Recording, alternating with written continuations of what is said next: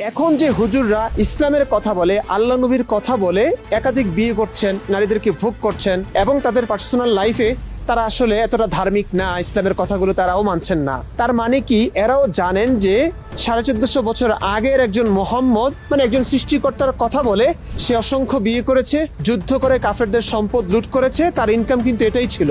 অনেক ভিডিওতে আমি রেফারেন্স সহ দেখিয়েছি। এই যে ঘটনাগুলো হুজুররা, যে হুজুরদের মুখ থেকে ইসলাম শুনেন, ইসলাম বুঝেন, নামাজ পড়েন, রোজা রাখেন, হজ করেন, জাকাত দেন, দান সৎকা করেন, হুজুরদের পকেট ভরেন, মাহফিলে লক্ষ লক্ষ টাকা দান করেন, আপনাদেরকে নামাজের কথা বলে ঠিকই আছে, কারণ তারা মসজিদ ইমামতি করে, মুসল্লির সংখ্যা তো বৃদ্ধি করতে হবে, কিন্তু তারা ঘরে গেলে নামাজ পড়ে না। তাদের অভ্যন্তরীণ অবস্থা হচ্ছে এরকম। আপনাদেরকে হারাম রিলেশনশিপের ব্যাপারে খুবই ভয়ানক ভয়ানক কথা শোনায়। আবু তোহা মোহাম্মদ আদনান সাহেবের বক্তব্য শুনে কখনো বোঝা গেছে উনিও তলে তলে টেম্পু চালায়, পরকিয়া করে, আজীবন ফ্রি মিক্সিং এর বিরুদ্ধে কথা বলে গেছেন, তর্জন গর্জন হুঙ্কার মেরে গেছেন। সেই লোকটার ব্যাপারে কেউ কল্পনা করতে পেরেছে এই লোকটা তার ঘরে 2 স্ত্রী রেখে আবার পরকিয়া প্রেম চালায়?